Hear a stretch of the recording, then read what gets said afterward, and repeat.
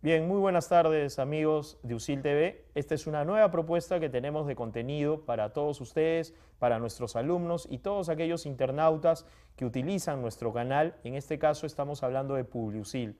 PubliUSIL es un espacio básicamente para tocar temas de publicidad y marketing con diversos invitados que nos van a visitar cada semana o cada mes, en este caso, para darnos o compartir con nosotros un poco de su experiencia.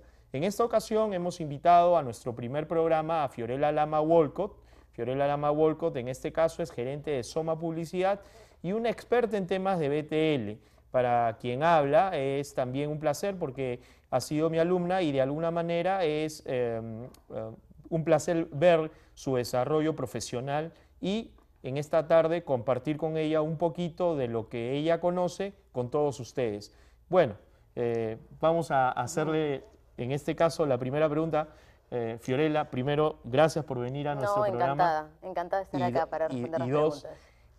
si nuestros amigos internautas quieren saber qué es el BTL, en resumen, en síntesis, ¿qué les podemos decir? El BTL es publicidad no tradicional, no convencional. Es todo lo que no vemos, todo lo que no está en televisión, es todo lo que vemos en calles. Es toda clase de publicidad que nos sorprende, aparece de la nada, que es más cercana, es usar otros medios totalmente alternativos y totalmente diferentes a los que estamos habitualmente acostumbrados.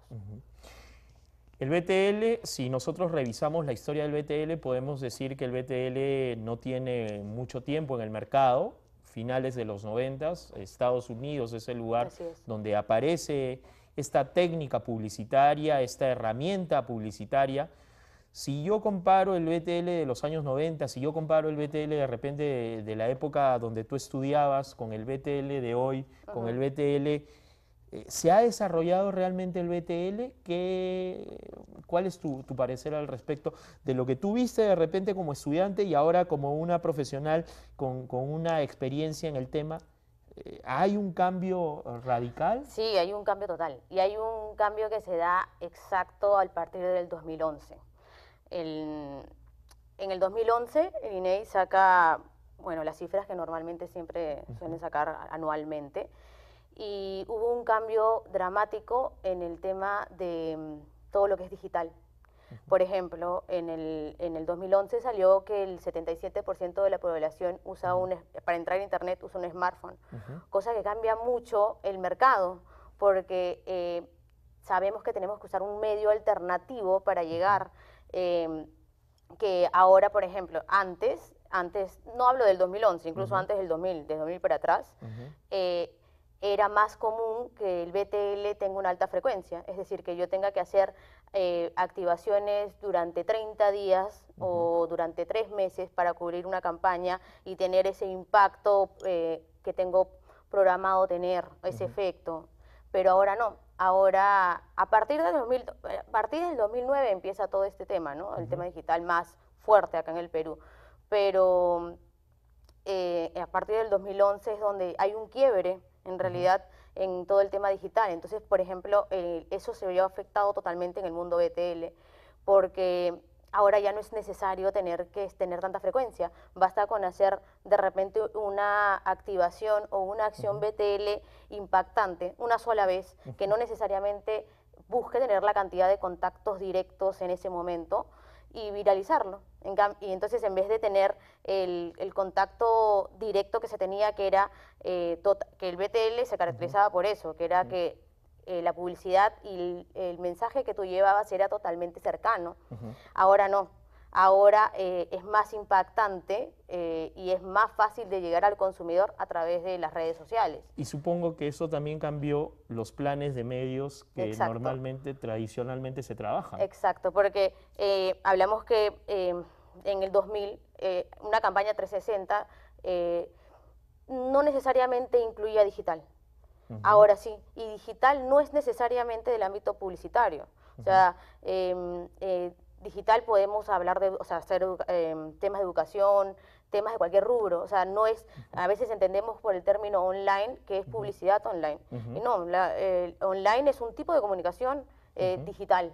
y que lo usamos como un soporte. Exacto. Pero el BTL sí es parte de la publicidad y sí se vio dramáticamente afectado por eso. Uno de los aspectos que se relacionan al BTL está, vamos a decirlo, centrado en la creatividad.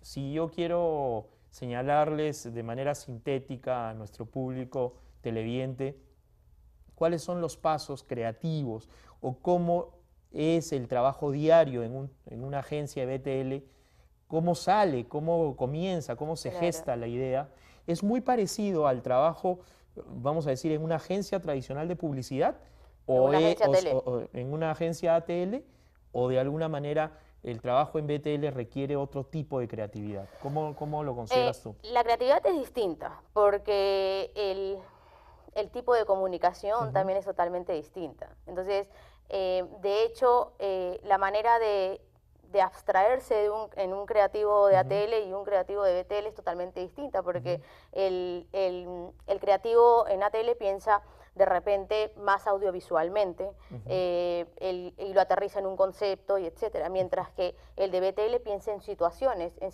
que sean cotidianas y que tengan un antes y un después. Es decir, que estoy caminando por la calle y de pronto aparezca algo. Eso es irrumpir en la cotidianidad de las personas. Entonces, para poder abstraer esa acción, tienes que pensar en situaciones y no necesariamente en cómo comunico mi mensaje audiovisualmente, que, ojo, uno no desplaza al otro, que ese es uno de los grandes mitos de la publicidad, que dicen que en unos años el BTL o la publicidad digital online va a desplazar, y no necesariamente es así. O sea, ahora estamos hablando de un proceso y el BTL ha formado parte y forma parte importante del proceso de decisión de compra. Es el último paso, es el que te lleva el que te impulsa a la compra.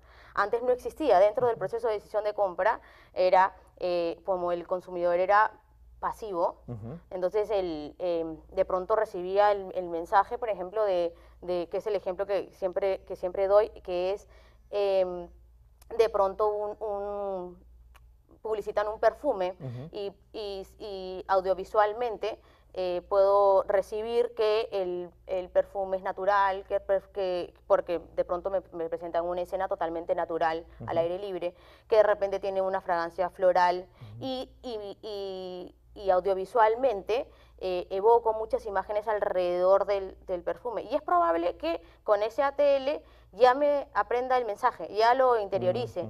Pero no necesariamente me está impulsando a la compra, porque hablamos que el consumidor actual evalúa. Exacto. Entonces, y evalúa hasta el último momento en el que está en la góndola con todos los productos alrededor.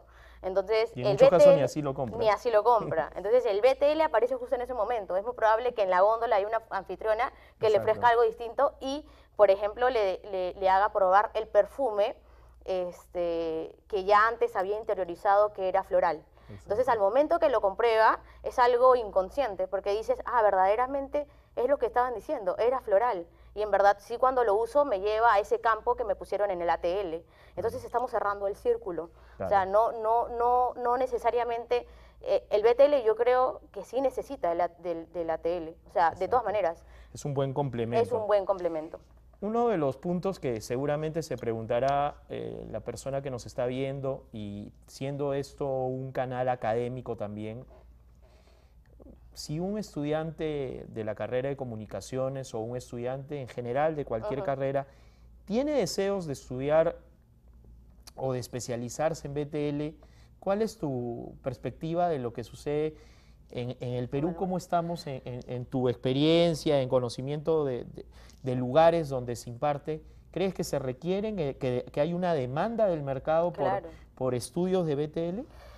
Yo creo que sí. De hecho, ahorita el BTL en el Perú siento que está empezando a explotar, porque es como que antes se contrataba, por ejemplo, a una productora, y simplemente la idea nacía de parte del cliente y le decía, quiero hacer esto es una productora de eventos. Mientras que ahora, con la evolución del consumidor, que la evolución el Perú no está ajeno a esa evolución. Entonces, como formamos parte de esta no sé si crecida, pero sí totalmente cambio del consumidor que pasa de pasivo a activo. Entonces ahora sí todas esas acciones necesitan de concepto y necesitan que estén enlazadas a lo que comunican. Tiene que haber no solamente una coherencia, siempre se habla en diseño y lo que fuere de una coherencia visual, pero tiene que haber una coherencia en el mensaje que la marca da. Y esa coherencia no va a existir si tú dices una cosa en ATL y en la calle haces otra. O qué pasa si, por ejemplo, en el ATL comunicas que tu fragancia es floral y en el BTL comprueban que no es así. Entonces ahí hay una disonancia en el consumidor. Entonces lo que ocurre acá en el Perú es curioso porque existen empresas muy bien posicionadas, pero tenemos, así como en nuestra escala económica el segmento medio es el más ancho, en el Perú también, y ese es el segmento que está justo en el medio, en el que no es necesariamente chiquito ni tampoco es grande, pero para ser grande necesita empezar con cosas que no necesariamente exijan un presupuesto grandísimo.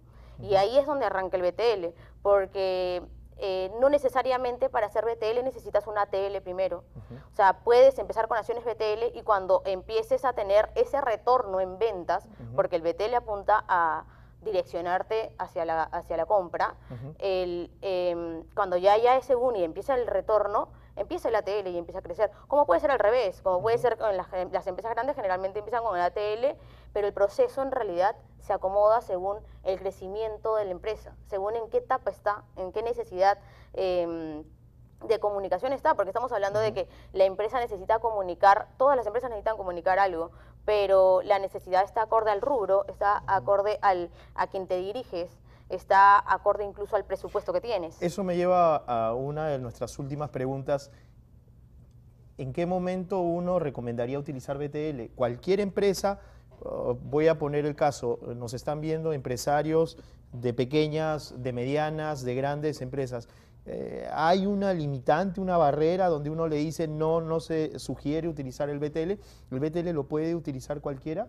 Sí, ¿Cuál esa sería tu pregunta respuesta? está muy amarrada al tema de que si se necesitan profesionales especializados en BTL. Lo que ocurre ahora es que cuando se presentan con estas grandes empresas, le ofrecen todo.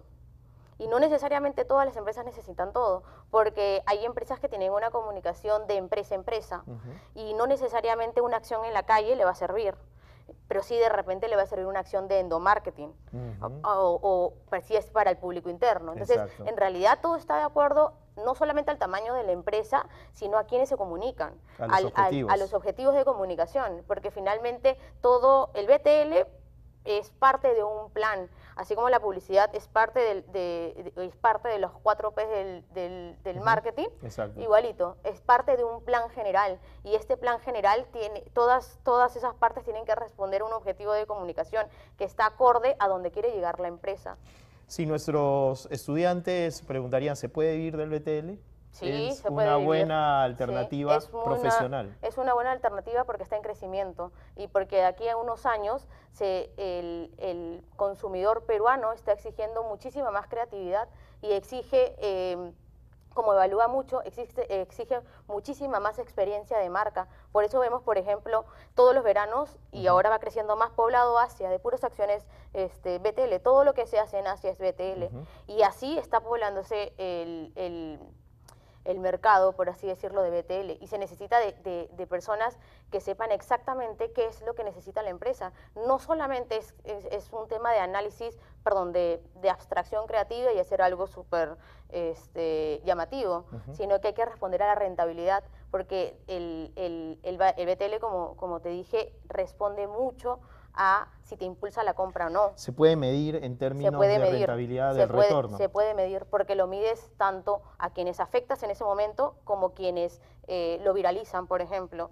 Entonces puedes sacar hasta el costo unitario de cada impacto, así como en el ATL. Es cosa, por ejemplo, muchos profesionales que salen y no necesariamente están especializados en BTL o no saben del mundo BTL, no saben que se puede medir. Y creen que, por ejemplo, un lanzamiento de marca no se puede medir, o unas activaciones en Asia o en la playa no se pueden medir. Y sí se pueden medir en base a la afluencia, en base a quienes juegan, a cada minuto cuántas personas se acercan a un módulo. O sea, hay miles de formas de medirlo. Muy similares al ATL. Muy similares al ATL. Una pregunta final. ¿El BTL contribuye al posicionamiento de una marca? Claro, el BTL es yo creo que es el que cierra el círculo. O sea, el BTL es necesario para acercar la marca, porque existen, y es comprobado, que existen muchas marcas que hacen su plan de posicionamiento y no necesariamente incluyen el BTL, y el consumidor, cuando mides cómo es que te perciben como empresa o como marca, siente muy lejana la marca, porque nunca estuvo cerca, porque siempre se comunicó a través de un medio, siempre hubo un medio en este interín, había un medio tradicional, mientras que el BTL sí te lleva a la marca y tú hay una especie de interacción. De relacionarte con la marca. De relacionarte con la marca, exacto.